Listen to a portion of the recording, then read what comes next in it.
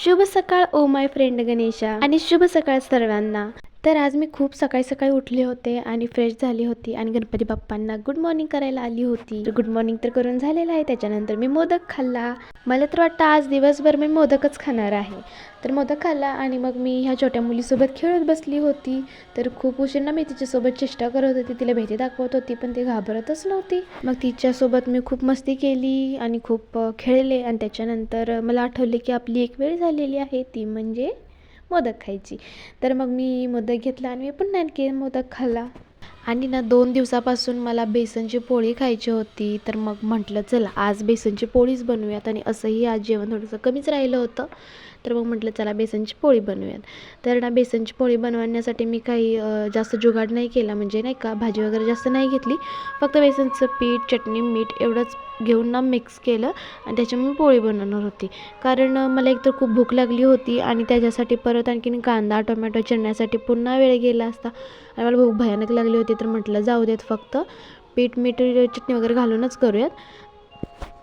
तर मग मी बेसनचं पीठ घेतलं, त्याच्यामध्ये थोडीशी चटणी टाकली, मीठ टाकलं आणि तव्यामध्ये थोडंसं तेल टाकून भाजून वगैरे घेतली, आपण जशी पोळी वगैरे करतो तशीच।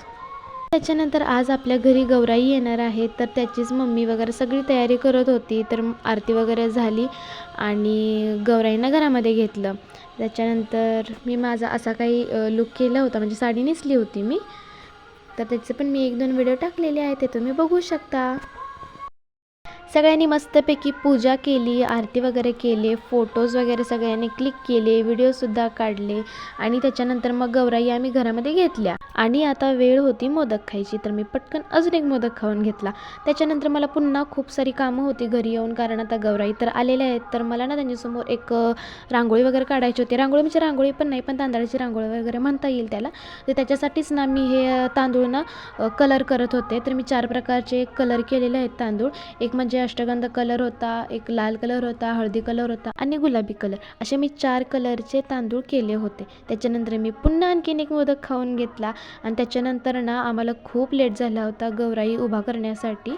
मग आम्ही रात्री 12-1 वाजेपर्यंत ना गौराई उभा करत होतो। तर ह्या बघा गौराई उभा केलेल्या आहेत। त्यांच्यासमोर मला ही रांगोळी काढायची होती तांदळाची, त्याच्यासाठी ते मी तांदूळ कलर वगैरे केले होते।